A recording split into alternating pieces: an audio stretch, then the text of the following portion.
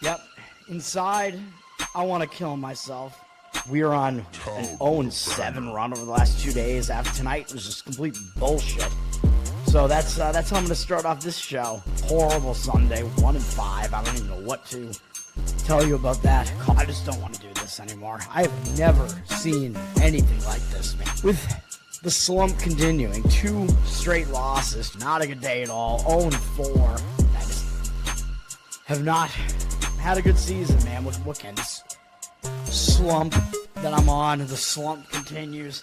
I've reached a new peak, actually. I'm gonna burn my Bruins hat, man. I don't know what is going on with the Bruins. March 8th, is that what it is? I don't even know. It's March 9th, I think. Who even knows, man? I don't know what day it is anymore. I don't even know what day it is anymore, man. Back with you after the worst day that I could possibly have. Back with you, as I always am. Until I die, at least.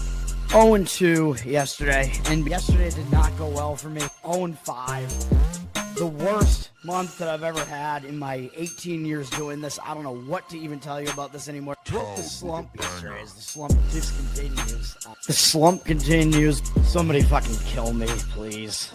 I don't even know what I should do at this point other than potentially end it all. What's up, everybody? It's Toad back with you. This is Bettor Off Dead, Monday, October 6th. Another winning day yesterday on the show. How about that? We've only had one non-winning day over the last 2 weeks, basically, which was Saturday, 2-3. Yesterday, back on the winning side. We're 1-1 in the NFL with New Orleans getting there after a bad start. Dart looked good early on in the game, and then I don't know. New Orleans maybe figured some things out. I don't know. I still think Dart's good. I mean, obviously, I thought it was a bad spot for the Giants, so that was the plan, New Orleans. New Orleans pretty much took over the second half, won the game. Yeah, I mean, that's not a whole lot else to be said about that. And then the Jets fucking suck, dude. They put themselves in a huge hole. Justin Fields wound up putting up some decent numbers, of course, against me in fantasy. Although I think I'm going to win in fantasy anyway because I'm up 30 still, and I have Pat Mahomes left up against, I think my opponent has Travis Hunter and Hollywood Brown left. So, I mean, I better wind up winning that one. But he did have Justin Fields. Fields put up a bunch of his stats in garbage time. He wound up with good stats, which I thought was going to be the case throughout the game because Dallas's pass defense is horrendous. But it didn't happen until the game was well in hand for Dallas, and then all of a sudden, finally, Justin Fields put up a bunch of bullshit fantasy points, basically, and the game still wasn't even that close. So that was a bad one, no doubt about it. The Jets, their defense looks like it's not good. Aaron Glenn, I don't know what's going on with his system there, man. I was surprised. It's not surprising to me that the teams both scored a decent amount of points in the game.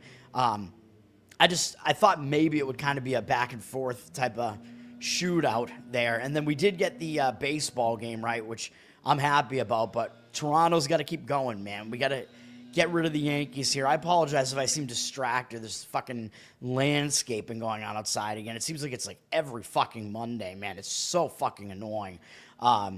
Living in an HOA, baby. It's great. I got to sell this fucking house. But yeah, baseball, yeah, it won. I mean, it was kind of a double bonus for me because I really want the Blue Jays to eliminate the Yankees, obviously. Definitely not out of the weeds yet. They're up 2-0 with 2 home wins. But yesterday, Trey Yesavage was a fucking savage, dude. The dude throws at this overarm arm angle that almost no pitcher really does. And if you look at, I saw a comparison between his fastball and his splitter. His splitter's one of his best pitches. It looks exactly the same with his wind-up rotation coming out of his arm, and then the pitch just moves completely differently, and it's fooling everyone. He had 11 strikeouts in 5 1/3 innings, and gave up no hits. But they weren't going to leave him. It's the playoffs, so you don't want to risk it and leave him in to try to go for the no-hitter. Although if they had, Toronto probably would have allowed fewer runs because they had a 12-1 lead in that game. It might have been 12-0, actually, and then the bullpen was terrible for Toronto, and they only won 13-7. But, yeah, Savage he's really good, man. He also has this really nasty slider that moves the opposite way that you would expect because he's a right-handed pitcher, so the slider always will, like, move away from a right-handed hitter if you're a right-handed pitcher. His moves inside on the right-handed batter. I don't know how he does that. Like, the slider, like, reverse moves. It's fucking crazy, dude. That guy, yeah, he's the real deal for sure. That was his 4th major league start ever. Divisional series, you got to face the Yankees, and he just dominates them. Yeah, Jeffrey, what's up, man? Carolina, I got the pick right on Carolina. I'm like 10 games above 500 in ESPN Pigskin Pick'em, so that's decent. I'm 7-6 this week, which is like whatever. I think the picks that I kind of gave out on the show were almost the same as what I actually wound up picking, although I did switch a couple of them around. I did wind up with the Patriots in Pick'em last night, plus the points, because the late line movement was just all over the Patriots, and I didn't really have a strong opinion on the side otherwise, so I just had to do it, man. A lot of times you got to look at the late movement there. Kind of wish I made it a play, but yeah, Carolina was able to get there. Dolphins are awful, dude. They're a terrible team. And speaking of Carolina, guess who my running back 2 was in fantasy yesterday? Rico Dowdle, baby. My running back tandem put up 60-something points with Jonathan Taylor with 3 touchdowns and Rico Dowdle. They each had 30-plus points in half-point PPR. Yeah, I'm not sad about that, obviously. He had a parlay with Toronto and Seattle as well in baseball. That's pretty solid. Seattle, I mean, definitely had to get kind of lucky on that one, but Seattle could have been out of it, man. If they had lost, I mean, it's set up really nicely for Detroit after Detroit kind of stole game 1. Then they had Skubal pitching last night. Very good chance Detroit was going to go up 2-0 and these are 5-game series here in the divisional, and then they would have 2 games at home. Seattle was going to lose the series if that happened. The series would be it would be over pretty much, but Seattle saved the series with that win last night, and now it's, I think, a bit more of a toss-up, although Detroit still has made themselves the favorite in that series by winning one of the 2 games. Somebody bet $60K on Dallas. I think that was a dumb bet, to be honest, even though it wound up being a winner. Bad situation for Dallas. I mean, obviously, I had my reasons for giving out the Jets as a play yesterday. You savage for over 11, but he landed at exactly 11, so that was a push. How did you, like, I don't know, how did you choose to go with the 11, though? Like, if you're, I don't know what the books offer now in the strikeout props, but if they offer, like, any line that you want, basically, like any number with like a different like juice on it, like how do you decide on exactly 11? Because there's obviously no way that like putting out like just a, like if the books just put out like a strikeout prop, there's no way that his number was 11. I mean, that's an insane number. Like the number of strikeouts for you Savage, like if books put out a number on that, it was probably like 5, I would imagine, something like that, especially not knowing how many innings he was going to go. Let's get into today, man. We have 2 baseball games today. The National League is in action, and then we have a Monday night football game, and that's it. And I'm going to have 2 plays, 3 games today, and I have 2 plays. How about that? And you know what my NFL one is already. If you watch my NFL show, I decided to just do it. You can bet any number of strikeouts. All right. Well, I think he won. He won those. You Savage, very much a strikeout pitcher. First game up is Dodgers-Philadelphia here. The Dodgers are up 1-0 in the series. The money is coming in on the Dodgers here, down from -130 to -127, though. They're actually a road favorite at Philadelphia, which is pretty crazy because Philadelphia is quite good at home, and the books are considering this starting pitching matchup and the Dodgers to just be good enough that they're going to be laying a price as the favorite. And not only that, but it looks like the cash is actually coming in on the Dodgers as well. 52% of tickets, 60% of the cash coming in on the Dodgers. And I actually don't even disagree with it. I mean, it seems like a little bit too much of a price to lay, especially with Philly kind of in desperation mode. Like, they cannot afford to go down 2-0 at home. But, you know, I have the Dodgers winning the National League in my bracket. I had them beating Philadelphia in this series. And if they win this, I mean, I think the series is pretty much over. I mean, the Dodgers are not going to lose. I wouldn't imagine that they're going to lose 2 games at home here.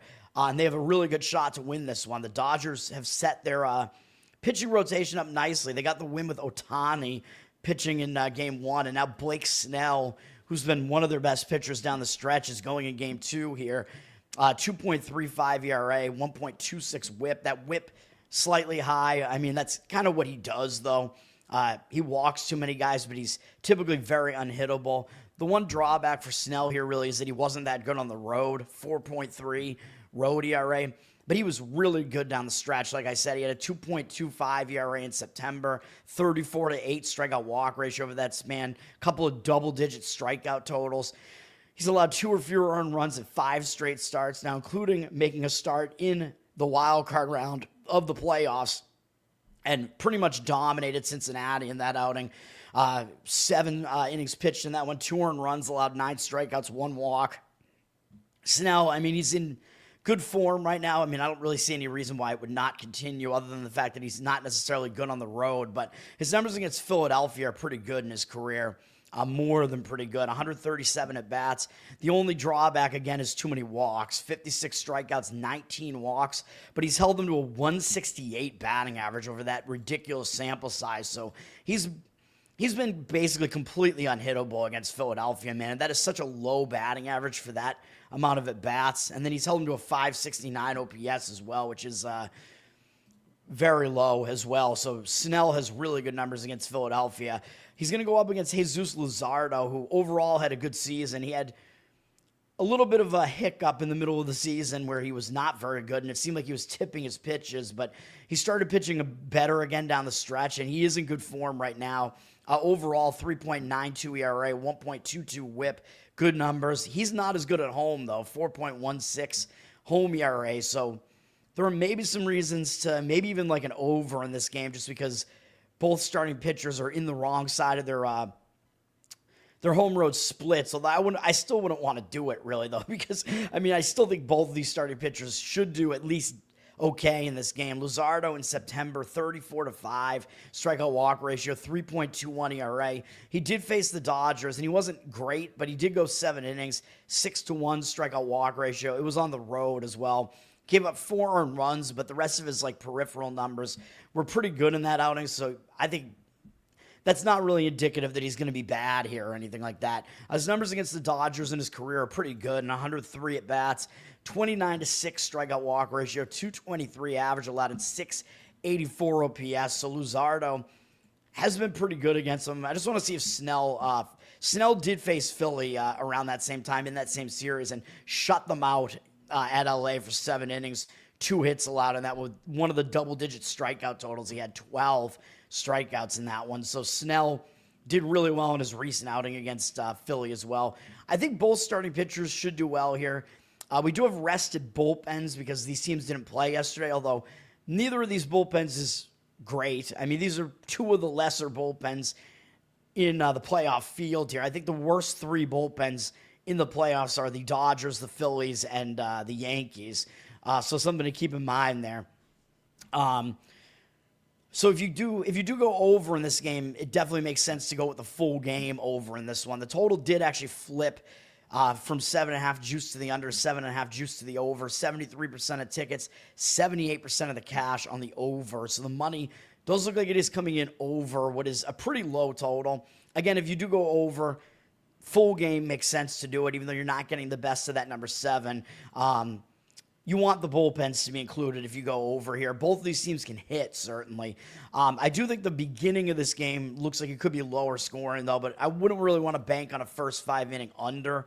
Although it seems like it could happen because both these pitchers do have good matchup numbers, but I worry about the home road splits, etc., even though they're both in really good form right now, too. So I think you might see low scoring early, scoring off of the bullpens here. And I would lean to the Dodgers in this game, which might actually be the better way of playing this because I actually do trust Snell more than Luzardo. And I think the Dodgers' bullpen is actually slightly better than Phillies. And their hitting is actually a little bit better as well, though that kind of gets negated a little bit because both of these teams hit better at home than on the road. Let's go to the best bets, man. The last two, that was the breakdown, by the way. It was a 1-game breakdown. The last 2 games on the slate are both going to be bets of mine. Fuck it. best bets. Whoops. StreamYard fucking up there. All right, let's do it. Luzardo being okay the third time through the lineup. So you mean they're going to leave him out there for a lot of pitches, basically. Usually that third time through the lineup, the pitcher is starting to get a little tired at that point, and the hitters can do a bit better. And the hitters at that point have familiarity with him within that game, too. Although, of course, I think that matters a little bit less in a game like that where you have two starting pitchers that are veterans who all these hitters have seen these pitchers before, so there's not really unfamiliarity there. It's just these pitchers are both pretty good. So, I mean, if Luzardo is pitching well enough, they probably would leave him in, but I don't know if that's going to happen. Like, he might wear down before Blake Snell does, to be honest. Although Snell, both of these pitchers can sometimes throw too many pitches because they walk a decent amount of guys, so we will see. The other game I'm going to give out a play here, which I have not put into my banners yet. I got to do that right now, which is going to be on the Chicago Cubs. We're going to go with the Cubs. You can get them at an underdog price, full game, plus 105. That's what I'm going to do here. I'm going to go with the Cubs to even the series here. As you know, in my bracket, I had Milwaukee getting bounced by San Diego in this round. I'm not sold on Milwaukee, although I do think they do have the slightly better bullpen here, but the bullpens are close.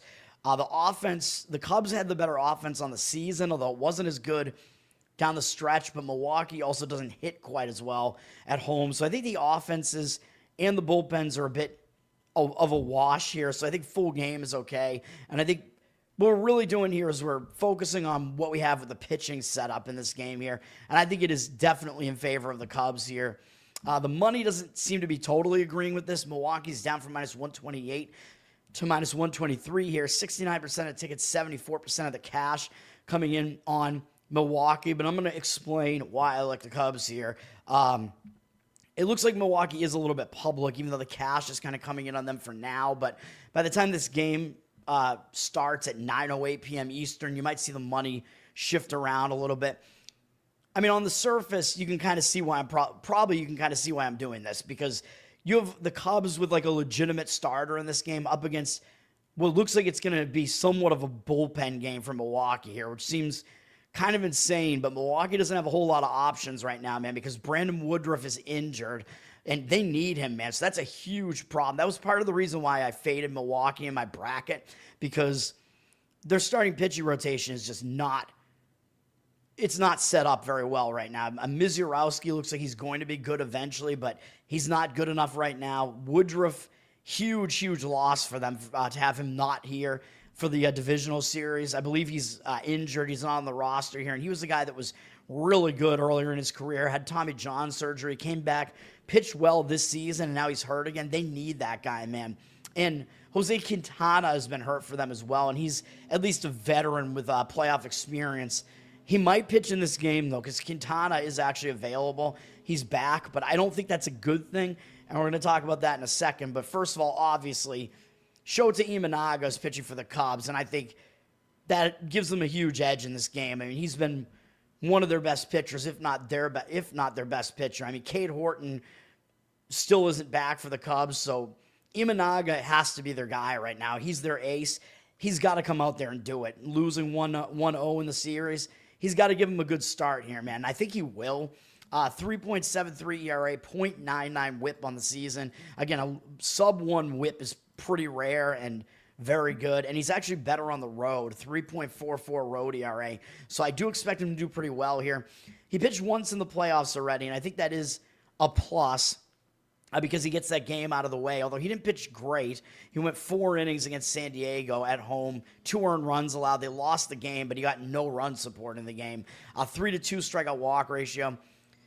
So he did okay, but I think it's good that he just got that game out of the way under his belt, because I actually don't remember if he pitched in the postseason last year. He did not. I think the Cubs didn't make the postseason last year. So I think that's good, because Imanaga, his first year in Major League Baseball was last year. He had started out his career in Japan, and then he pitched in the majors last year. So he had not pitched in the postseason yet. So I think that's good now that you don't really have to worry about as much pressure being on him here because he, even though I know they're down 1-0 and it's the divisional series, but he at least got a postseason start out of the way. So I think that can kind of alleviate some of the pressure here. The other concern would be that he wasn't that good down the stretch. In September, he allowed 3 or more earned runs in every single start. It was exactly 3 in every one, except when he got bombed by the Mets.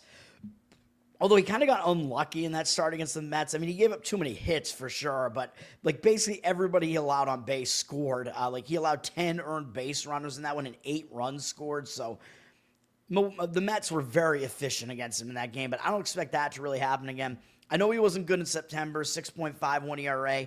You do have to worry about maybe the fact that he started wearing down a little bit, which is a thing that I talked about with Boyd, which is why I didn't love the Cubs necessarily. I didn't think they were going to get past the Padres, to be honest, but I don't think we have to worry about Imanaga actually wearing down because he threw like 30 more innings last year than he has so far this year. So I think because he was hurt a little bit this season, that kind of gave him a little bit of a break. So I don't think he's actually wearing down yet. He still did have a 22-4 strikeout walk ratio in September, so that's a pretty solid ratio there.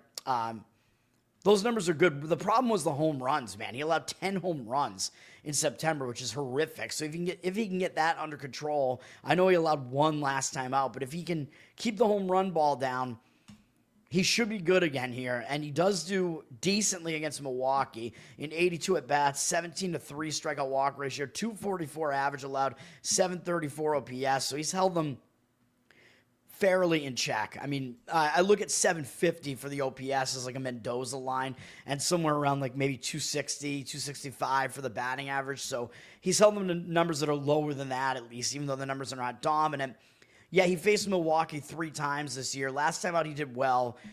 7 innings, gave up 2 earned runs. It was at home, though. 5 strikeouts, 2 walks. He faced them on the road the time before that and held them to 3 earned runs in 5 innings, 8 strikeouts, no walks in that one. And then he did face them on the road earlier in the season as well in May and held them to 2 earned runs in 5 2/3 innings, 4 strikeouts, 1 walk. So he's allowed no more than 3 earned runs in any of his starts against the Brewers. So he's been solid against them at least.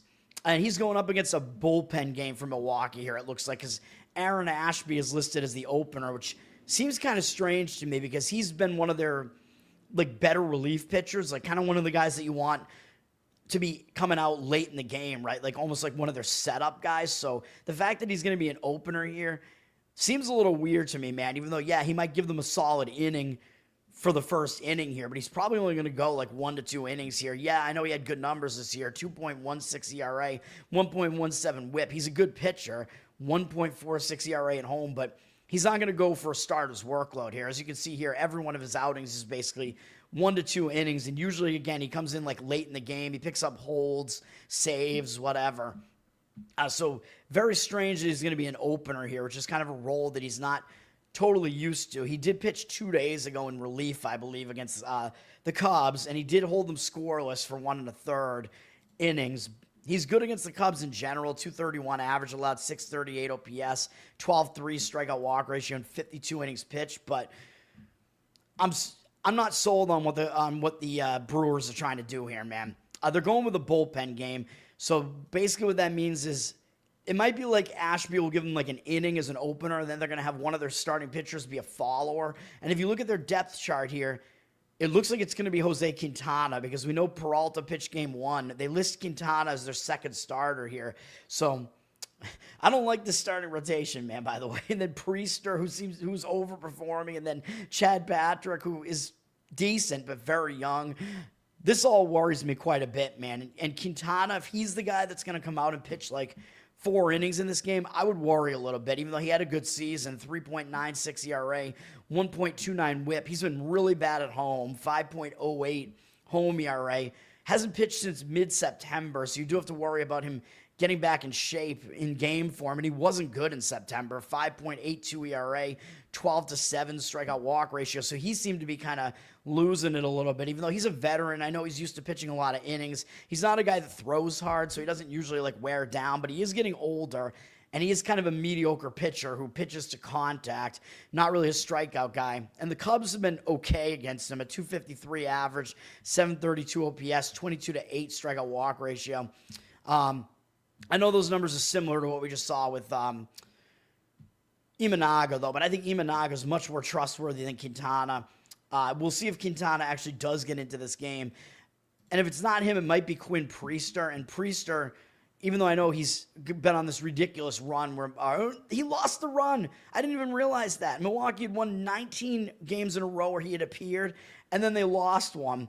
The last time out against the Reds, like right before the end of the season. Holy shit, I didn't even realize that. So the streak is over, and that could be that actually could be something that lingers, man, like in his head, like, oh my God, we finally lost a game when I was out there.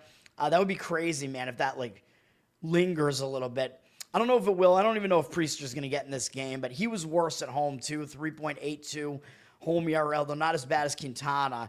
Against the Cubs, he actually isn't good at all. 10-11 strikeout walk ratio, 299 average allowed, 905 OPS. That's something to keep in mind because Priester, if he's not going to get in the game today, he will probably be like the starter, I would imagine, in game 3. I think it will be Quintana, so I think you're going to get Ashby for about an inning and then Quintana following him up, which to me, I don't think that's as good as Imanaga. So we're going to go with the Cubs here, and then that also means that Ashby is taken away. Like if the game's close late in the game, he's already pitched earlier in the game, so you don't have him anymore. So one of your best relief arms has already been used earlier in the game. I don't know what Milwaukee is doing here, man, but we'll go with the Cubs in that game. And then we're going to finish it off with NFL, which I am going to give it a play on this one. Maybe it's stupid, but we're going to go with the Jacksonville Jaguars plus the points here. The money looks like it is coming in and agreeing with the Jags now in this one. It didn't look like it earlier, but now you can see. I mean, this is basically what you expect, right? This is Monday night, and I think the public didn't do particularly well yesterday in the NFL, so you know what the public does. They come in, they bet the Monday night game. The Monday night game usually gets a lot of action, and I know the books, they don't give you great numbers on these home underdogs anymore, I know, because used to be able to hit at a really high rate on these primetime home underdogs. It doesn't mean that you shouldn't play them, though. I think more often than not, you do still want to play the home underdogs. And the Chiefs are public. I mean, we know this. The Chiefs have won a couple of games in a row. They looked good again, so the public is going to back them again, and public doesn't trust the Jaguars. 67% of tickets, 58% of the cash on the Chiefs, just sitting at 3.5. So the fact that this line really hasn't moved kind of tells me a bit, too. The books are just, I know it's above that key number of 3, but the books, they're just leaving the number where it is, even though I think they've basically said, okay, we kind of split the amount of cash, which is what they want to do. 58% on the Chiefs. I think they're fine with that. They want to try to make that cash percentage 50-50. That is their goal, but I think they're fine with it. I think they're probably okay with taking a little bit of extra cash on the Chiefs here. I think they know that that's going to be the case, so I think you do want to fade that sentiment here. It looks like money kind of coming in on the under, too. 74% of tickets on the over, 62% of the cash on the over, so less of the money on the over. Total did go up a little bit to 45.5, but we're not going to look at the total in this one. The under did hit in last night's game, by the way, which didn't surprise me. I mean, I thought the under did make sense in that game once I kind of thought about it, but this is going to be a fade of the Chiefs, man. I mean, first of all, I think it's a huge letdown spot. I mean, they're coming off just a ridiculous win over Baltimore, but maybe Baltimore isn't good at all without Lamar Jackson, man. I mean, we saw what Baltimore did yesterday, a spot where they really had to win that game so they could be at 2-3 instead of 1-4, and they got obliterated at home without Lamar Jackson. Cooper Rush wasn't good. Houston, who can't really score at all. I was shocked by what happened in that game.